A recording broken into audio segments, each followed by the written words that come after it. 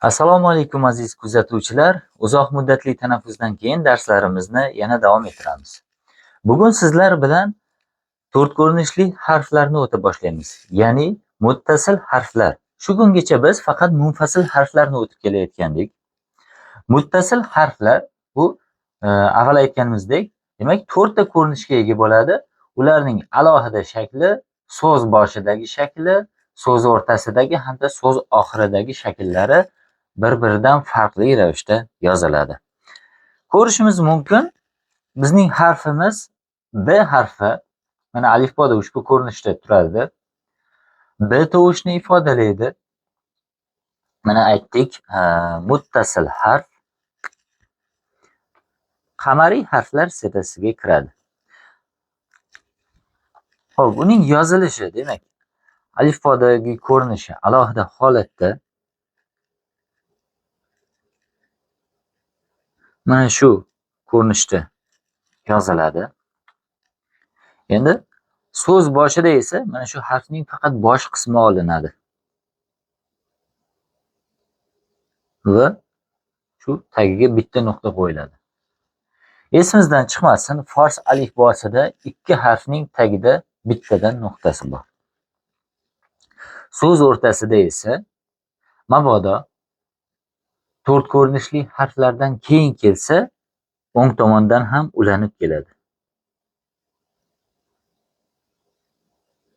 Lekin ikki ko'rinishli munfasil harflardan keyin keladigan bo'lsa, so'z o'rtasida ham ushbu ko'rinishda yoziladi. Xo'p, so'z oxirida to'rt ko'rinishli harfdan keyin kelsa, mana shu ko'rinishda yoziladi. Ya'ni alohida shakli o'ng tomondan ulangan holatda. Xo'p, mana ko'rishimiz mumkin. Alif harfi bilan yonma-yon yozib ko'ramiz. Mana. Ob. Demak, suv. Ab. Mana ob. Keyingi belgimiz eb. Agar B harfini birinchiga oladigan bo'lsak, mana B ning so'z boshida shakli va alifning ulangan holati. Biz shu kungacha o'tgan harflarimizda birontasida alif qolgan dol, zol, rz, j, vovlarga ulanmayotgandi. Mana bu to'rt ko'rinishli harflarga o'ng tomondan ulanishi mumkin. Mana B, O, bo. Mana bu, bob. Mana bar. Mana bo'z. Mana bad. Bad yomon degani, bo'z echki. Bod shamol. Mana abad. O'sha abadiy so'zining o'zagi. Odob. Mana yana obod. Mana rab. Xo'p, mana bor. Bor fors tilida yuk degani. Biz ushbu harfning shaklini shunday esda saqlab qolamiz va navbatdagi harflarga o'tamiz.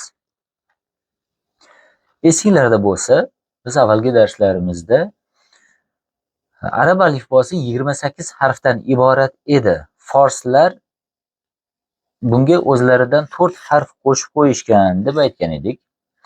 B harfi mavjud edi arab alifbosida, lekin P harfi yo'q edi.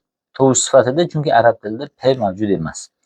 Shuning uchun forslar P harfini qo'shib B ning bitta nuqtasini 3 ta qilishgan. Tagida 3 ta nuqtasi bor.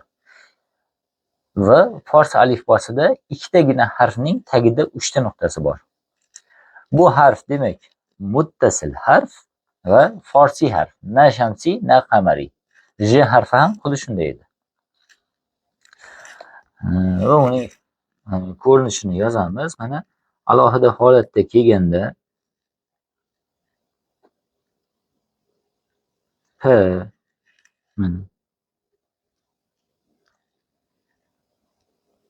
so'z boshida, mana so'z o'rtasida o'ng tomondan ulansa, mana so'z oxirida o'ng tomondan ulansa. nuqtasini ikkitasini tepaga, bittasini pastga qo'yamiz. J'nikini bitta tepada, ikkita pastda edi. Hop, davom etamiz. Mana o'qishni. Op, up, up, ep. Alif vav yonma-yon kelsa, cho'ziq u tovushni beradi. Up, po, fu. Mana par, qanot degan. Pat degani aytgancha, par, pat degani, mana pur, to'la. Purma'no deydi, ma'noga to'la. Hop. Mana bapa, mana barpo, mana pur'ob, sersuv. Mana paz, o'sha oshpazdagi paz. Hop, obpaz, obpaz, suvda qaynatilgan degani. Suvda pishirilgan.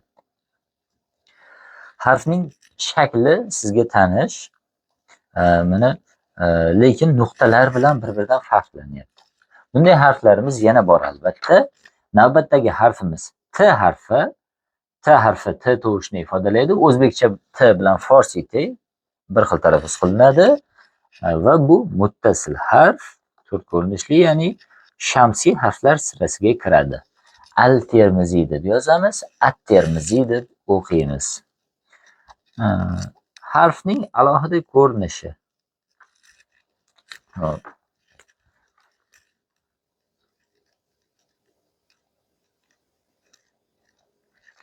Mana P'larning shakli yozilyapti. Ikkita tepaga nuqta qo'yiladi. Fors alifbosida ikki harfning tepasida ikkita nuqtasi bor. So'z boshidagi shakli harfning yarmi olinadi, ikkita tepaga nuqta qo'yiladi, boshiga ko'chiriladi. So'z o'rtasida so'z boshidagi shakli o'ng tomondan bog'langanda shu holatda yoziladi. Agar o'ng tomonida ikki ko'rinishli harflar keladigan bo'lsa, bu shaklda yozishimiz mumkin. So'z oxirida mana alohida shakli o'ng tomondan ulangan holati. Hop, demak, o'qiymiz misollarni. Ot,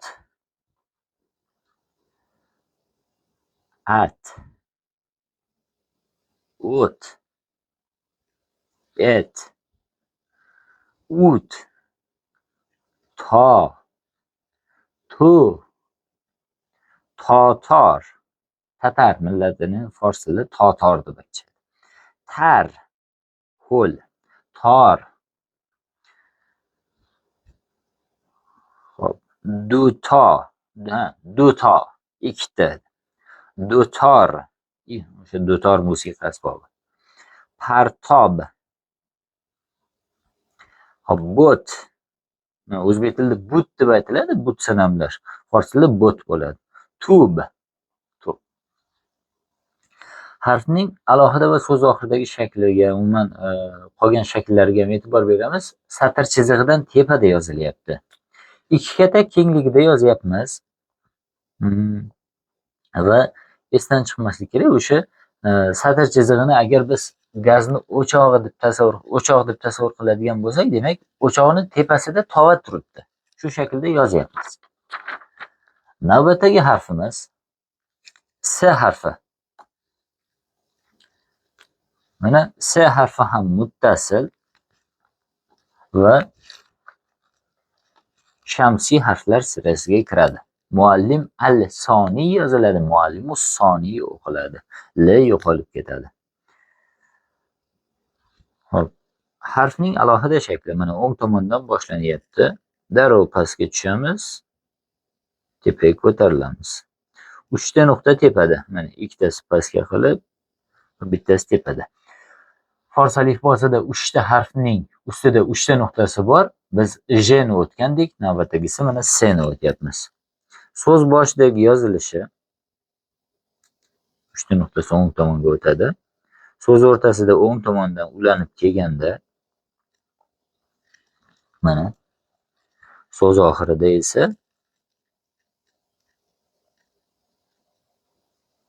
mana o'ng tomondan ulanib ketsa. Misollarni o'qiymiz. Os, as, o's, es, u deb yozibmiz. Mana davomiga harfni qo'shamiz.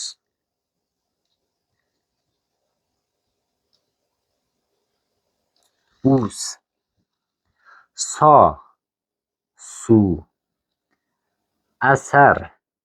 Badiiy asar yozamiz-ku. Asar degani mana iz degani. Shu odamdan iz qoldi, asar qoldi. Shu ma'no. Osor, asarning ko'pligi, asarlar. Savob, sobit, bir joyda turuvchi, barqaror. Sarvat, boylik.